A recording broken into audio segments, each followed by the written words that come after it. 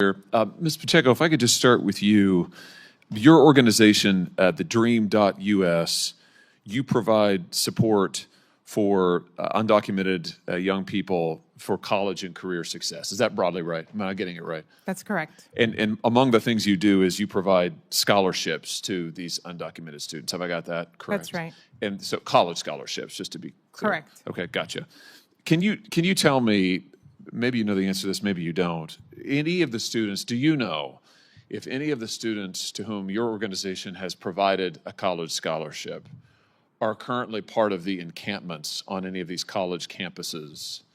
Like the picture you see behind me, I'm sure we've all seen these videos. No, Senator. Nobody to whom you provide scholarships are part of the encampments? I do not know. Oh, you don't know. Today, we're diving into an intense and controversial Senate exchange that's sparking debates all over the country. Senator Josh Hawley, known for his bold and direct style, just went off in a hearing about recent student protests that have escalated into shocking calls for violence and anti-Semitic actions on university campuses. He argues that undocumented students involved in these protests should face immediate deportation. Thank you, Senator. Senator Hawley. Thank you very much, Mr. Chairman. Thanks to all of the witnesses for being here. Ms. Pacheco, if I could just start with you. Your organization, the Dream.us, you provide support for undocumented young people for college and career success. Is that broadly right? Am I getting it right? That's correct. And among the things you do is you provide scholarships to these undocumented students. Have I got that correct? That's right. And so college scholarships, just to be clear. Correct. Okay, gotcha. Can you tell me, maybe you know the answer to this, maybe you don't, any of the students, do you know if any of the students to whom your organization has provided a college scholarship are currently part of the encampments on any of these college campuses? Like the picture you see behind me, I'm sure we've all seen these videos. No, Senator. Nobody to whom you provide scholarships are part of the encampments? I do not know. Oh, you don't know. What about, do you know if any of the students to whom you provided scholarships have physically threatened Jewish students on campus? I do not know.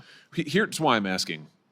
NBC News just reported, and I'm just going to quote now from the article, quote, this is Columbia University, a Columbia undergraduate who provided only her initials because she is an undocumented immigrant and fears deportation, said last week she spent hours a day in the encampment.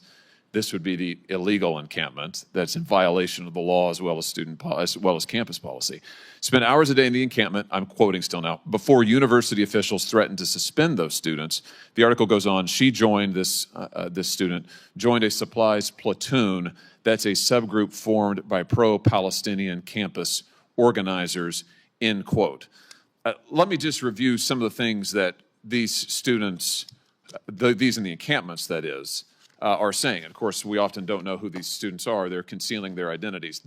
I'm going to read to you now, and I just warn folks, this is not pleasant stuff, but these are the facts, and we have to tell the truth. This is just from last night at George Washington University. That's here in this town. They projected, the students in the encampment there projected onto various buildings images of the United States flag being burned with the graphics, "Gaza lights the spark that will set the empire ablaze." They projected the following: "Long live the student intifada. Down with the settler state." That would be the state of Israel, I suppose. "Glory to the martyrs of Palestine." It's a jihadist slogan. "Stained with the blood of 44,000 Palestinians." That's last night at GW. Also at GW, they're now calling for beheading, the student encampment, beheading of individuals who support the state of Israel, including holding a people's tribunal where they're putting on trial, quote unquote, various members of their own board of trustees and calling for a guillotine. Here's Columbia University students on April the 20th, 2024. This is all public record. I'm reading this now. This is on, I guess it's X. This hearing was eye-opening, and we're breaking down all the explosive moments, what's at stake, and what it could mean for free speech and safety on campus. Senator Hawley is calling for action. Across the U.S., certain college campuses have recently seen intense demonstrations where students have reportedly projected images of burning U.S. flags, displayed anti-Semitic slogans, and even called for violence against Jewish students. This wave of protest activity, some say, has crossed the line from free speech into incitement and threats. Senator Hawley came prepared with some eye-opening details to question the witnesses, particularly targeting those supporting undocumented students on campus. His main concern?